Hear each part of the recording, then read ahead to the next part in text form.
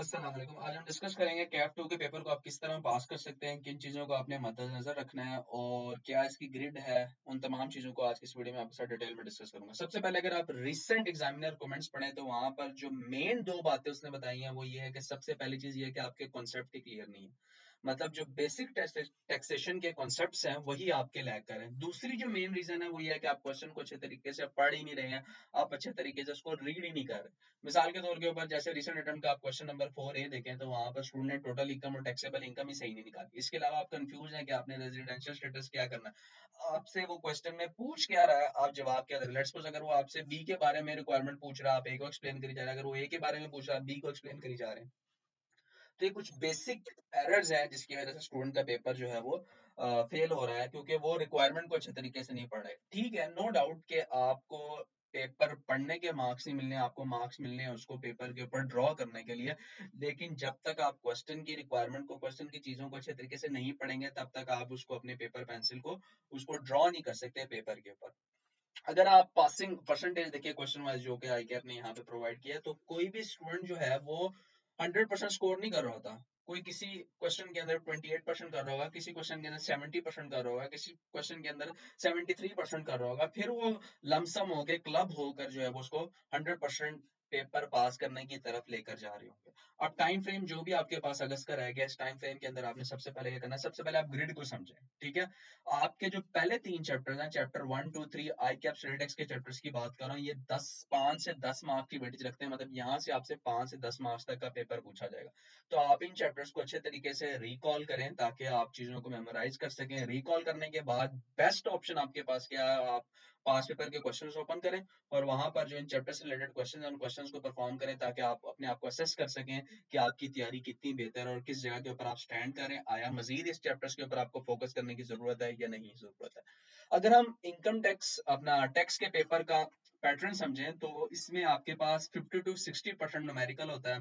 ठीक है, इसी तरह आपके पास 30 to 40% जो रेशो होती है वो आपके पास थ्योरेटिकल पोर्शन की होती है। तो न्यूमेरिकल पोर्शन भी अपनी उतनी ही वजाहत रखता है, इसी तरह थ्योरेटिकल पोर्शन भी अपनी उतनी ही जो है वो प्लेस रखता है। ठीक है, इसके बाद जो आपके पास मजीद अगर मैं इसको तोड़ूं तो जो आपके पास इनकम टैक्स है जो कि आपके पास चैप्टर 4 से 16 तक बनता है, ये आपके पास 60 to 75% की वेटेज रखता है और सेल टैक्स आपके पास 20 to 30 की वेटेज रखता है। अगर आपने अपने लेक्चर्स कंप्लीट लिए हैं, आपके कॉन्सेप्ट क्लियर हैं और आप चीजों को अपनी बेशक अपनी जुबान में उर्दू में ही समझा पा रहे हैं, तो आप न्यूमेरिकल क्वेश्चन इनकम टैक्स और सेल टैक्स का इजीली हैंडल कर सकते हैं अगर इन चीजों के ऊपर आपकी ग्रिप है। अगर इन चीजों के ऊपर आपकी ग्रिप नहीं है तो फिर आप फोकस करें कि आपके जो कॉन्सेप्ट्स के एरियाज हैं आप उनको इम्प्रूव करें।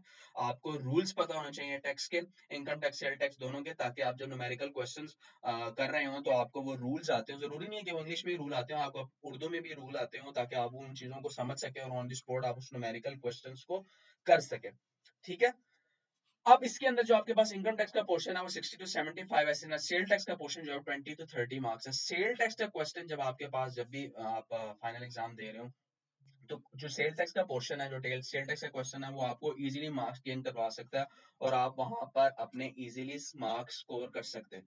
वो कब होगा, जब आपको सेल टैक्स की प्रैक्टिस होगी, आप चीजों को अंडरस्टैंड करते होंगे, आपको चीजें समझ आ रही हो। ठीक है, इनकम टैक्स के अंदर आपके पास 5 हेड्स हैं, 5 हेड्स के ऊपर आपकी ग्रिप होनी चाहिए और आपको वो आइडेंटिफाइबल होने चाहिए, आप उनको प्रेजेंट कर सकते हो, आपको टेक्निकलिटीज का पता हो ताकि आप चीजों को सॉल्व करते हुए, क्वेश्चंस के आंसर देते हुए आपको किसी भी किस्म की कोई हेजिटेशन फील ना हो रही हो। अब डिस्कस कर लेते हैं उन रीजंस की। बच्चों के पास कॉन्सेप्ट्स भी होते हैं, बच्चों के पास नॉलेज भी होता है, लेकिन प्रॉब्लम क्या आ रही होती है, सबसे मेन प्रॉब्लम ये आ रही होती है कि वो फिर क्वेश्चंस को अच्छे तरीके से प्रेजेंटेबल फॉर्म के ऊपर नहीं लेकर आ रहे होते हैं। देखिए, प्रेजेंटेशन भी इंतहाई मैटर करती है। हार्ड वर्किंग के साथ साथ आपको थोड़ा सा स्मार्ट वर्किंग भी करनी होगी।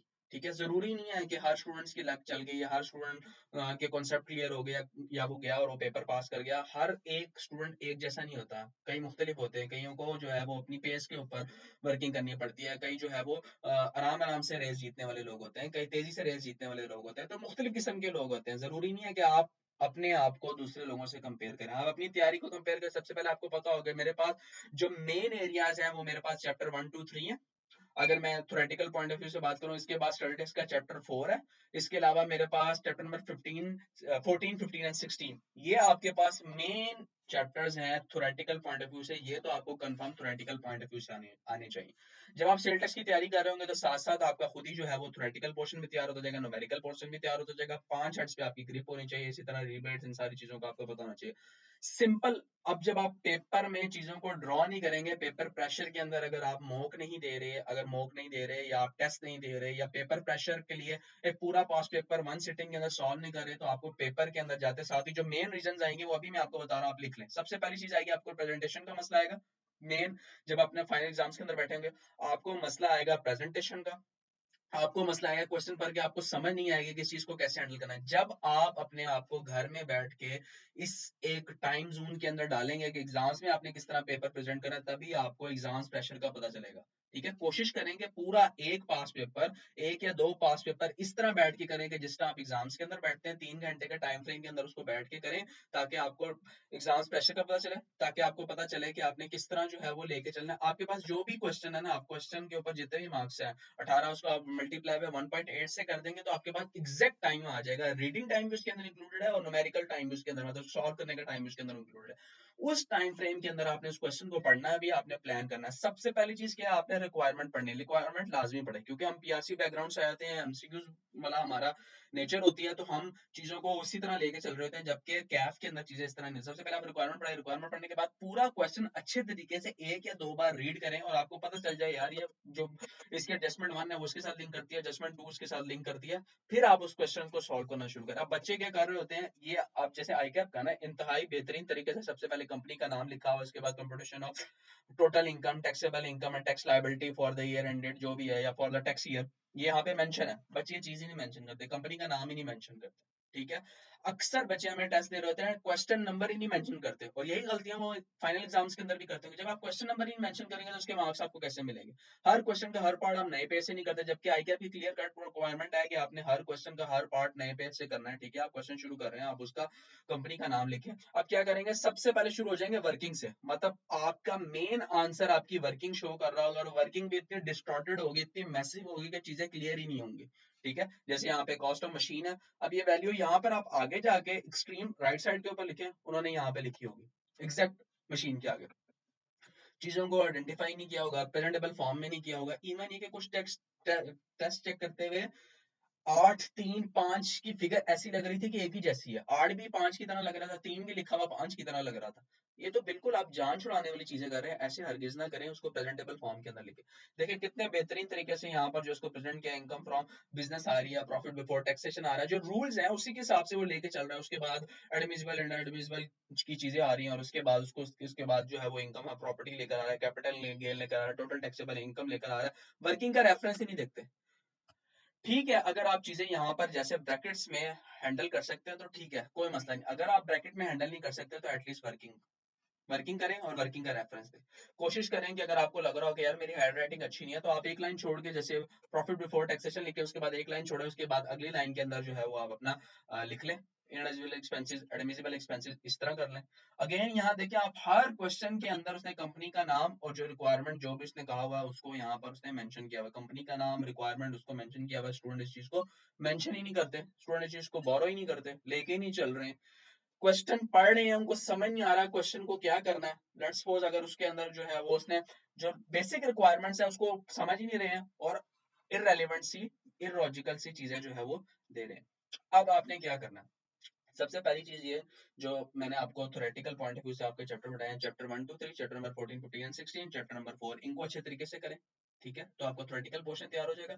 इस थ्योरेटिकल पोर्शन को टेस्ट करने के लिए आई कैप के पास पेपर के क्वेश्चंस में जहां जहां ये चैप्टर्स आ रहे हैं वहां वहां करें, अदरवाइज आपको चैप्टर वाइज पास पेपर मिल जाएंगे। आप हमारी वेबसाइट पे जाए, वहां से उसको डाउनलोड करें, उसमें जो जो जगहों के ऊपर वहां पे वो चैप्टर्स के क्वेश्चंस हैं उनको अपने आप को जजमेंटल पॉइंट ऑफ व्यू के ऊपर लेकर आए कि आया आपके तैयार हो गए या नहीं हो गए।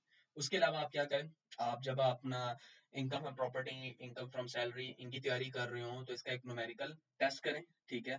उसके बाद आप सेल टेस्ट की तरफ जाएं। उसके बाद लास्ट में आप फुल फ्लज पास पेपर का क्वेश्चन हैंडल करें इस तरह जिस तरह आप एग्जाम्स के अंदर बैठ के करें। देखिए जब एग्जाम्स में आपके पास क्वेश्चन आना ना, तो आपने 2 मिनट इस चीज में इन्वेस्ट कर लेने के कौन कौन से क्वेश्चन है, मतलब ये आपने रीड किया, अच्छा ठीक है यार ये इनकम टैक्स का क्वेश्चन, अच्छा ठीक है ये फलां चीज का टैक्स है, अच्छा यार ये सेल टैक्स का। 2 मिनट आपने इस पे इन्वेस्ट कर लिया, आपको समझ आ गई कौन कौन सा पेपर है। अब आपने रिमेनिंग टाइम किसी भी एक लॉन्ग क्वेश्चन के ऊपर, मेरी तो रिकमेंडेशन है कि आप सेल टेक्स के क्वेश्चन शुरू करें, उसको अच्छे तरीके से पढ़ें, और जैसे ही आपके पास आंसर शीट आए आप सेल टेक्स के क्वेश्चन सॉल्व करना शुरू कर दें, ठीक है। अगर आपने सेल टेक्स से नहीं करना, आप जो है वो इनकम टैक्स का क्वेश्चन रीड करें और वहीं पर आप आइडेंटिफाई कर लें। यहाँ पर आप सर्कल लगा सकते हैं, आप जो है वो ट्राइंगल, रेक्टेंगल, कुछ भी जो है वो आइडेंटिफाई कर सकते हैं कि यार ये चीज इस चीज के साथ लिंक है, ये चीज इस चीज के साथ लिंक है। इतना आप कर सकते हो क्वेश्चन पेपर के ऊपर, आप डॉट लगा सकते हो, आप टिक लगा सकते हो, ठीक है।